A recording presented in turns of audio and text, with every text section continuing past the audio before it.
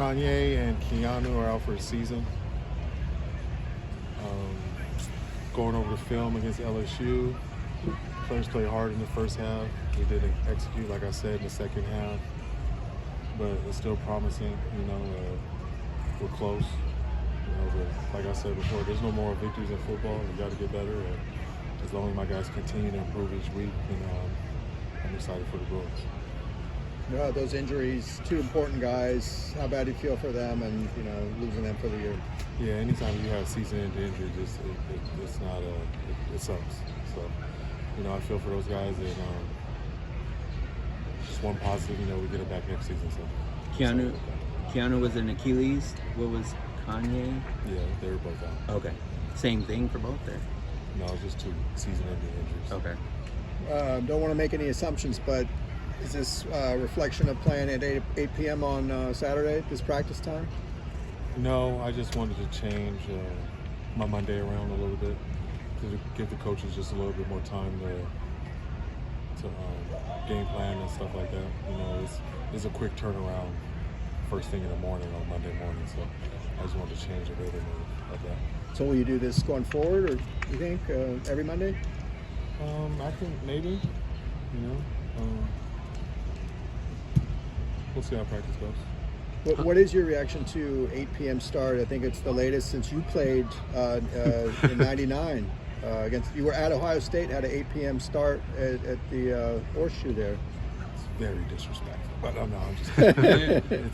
It's okay, it's the old conference at dark at night. Yeah. There you go. Big 10 after that. Exactly. So, that's what it is. But it's a two West Coast teams, so the time shouldn't be too bad for either one of us. But we might have. We'll play anytime really, so I'm not worried about that. But the Rose Bowl should be rocking at 8 o'clock. You have to looking forward towards Saturday. Anything about that Oregon offense that sticks out, and any plans to stop that? They got some explosive players. Quarterback's really good.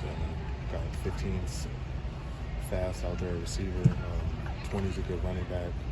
So they're a good old line. So it's just an explosive offense, lefty at quarterback. So we just got to find ways to keep them off the field and shorten this game and play our ball, our brand of ball. How are you measuring success in the run game right now? Because we look at it simplistically in terms of yards gained, but you mentioned staying ahead of the chains and stuff. So how are you measuring that success right now? It's baby steps. It might not be the numbers that we want, but it's improving each week. So I just like that guys are they're chomping at the bit. They want to be able to run the ball. So I know you guys talked to TJ last week, and they want to be able to run the ball, and I just think as long as we can continue to make strides in the right direction, eventually it'll get to exactly where we want it to be. If I can just rephrase the question, even when the yards aren't coming, what is the run game? Are they contributing anything else offensively? Is the blocking an asset?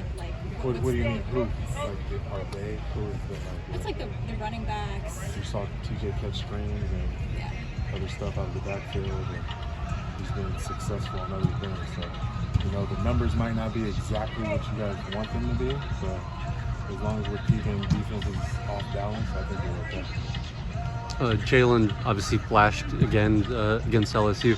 How much closer is he to maybe even getting involved earlier in games and getting some touches? What position is Jalen play? Burger, running back.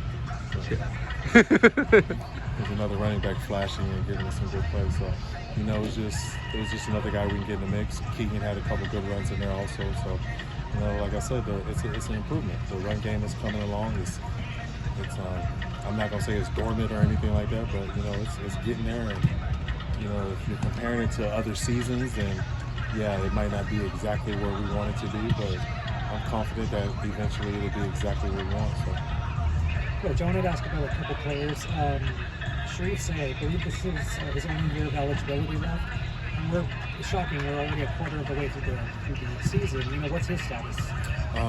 It's getting there. I think this probably be the game that you'll see him get a little bit more playing time, but it's you have to be ready to go. We don't want to put people in bad situations. So it's more of make sure he knows everything that he's doing and physically ready to go. Is that the same thing with Collins on team Palm? Collins is on scout team.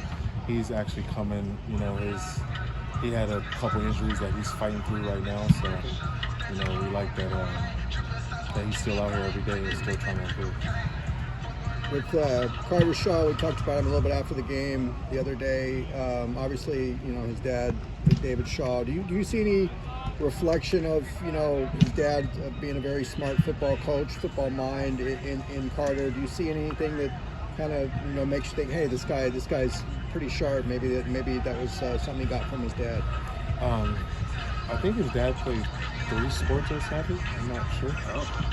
So, yeah, I think you guys should check that out. I think he played 3 sports, so most definitely he got a lot of that from his dad. Also his mom too, but he's a talented kid and he's pretty good when he has the ball in his hands. So I'm just excited that he's on our side. Quasi obviously had a nice game.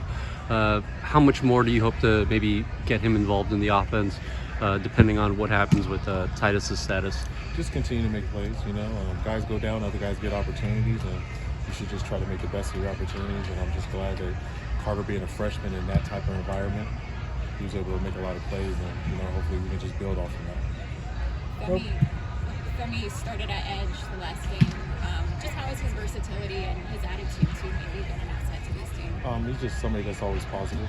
He's a true team player. He wants to find ways to help the team no matter what. So, that was a position that we wanted to get a little bit more depth and try to create ways to get more pressure. And Femi was all for it because if you can be somebody that has a few tools on your tool belt, you get to the next level. That's pretty good for you. Provo started over Makahele this last game. What went into that decision? Say it again. Nicky Progos started over Alani Makahele. Prongo's just a guy that's trending up.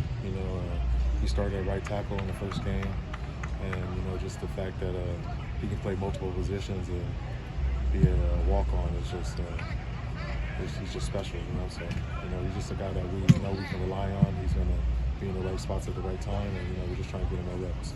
Is that competition basically opened up for this week, or are you already leaning one way or another right now? Which one? Right guard. I would probably say that, bearing some injuries happen, but it probably just going to be Prongo. You go from an 8 p.m. start to a 9 a.m. body clock start against Penn State. Is that just kind of life in the Big Ten right now? I got a game at 8 o'clock. That's all I'm focused on. So that other game, that's for you guys to talk about. We got a game at 8 o'clock this Saturday at the Rose Bowl. So we're going to lock in on that, and that could be the first question next week. Okay. Are you still going to work out at 5 a.m.? I don't even know if I should tell what time I'm out there working out, because we could have people trying to jump out there at the field. I just train sometime during the day. Sometime during the day. Thank you, Coach. Thank you. Thank you. Appreciate you guys.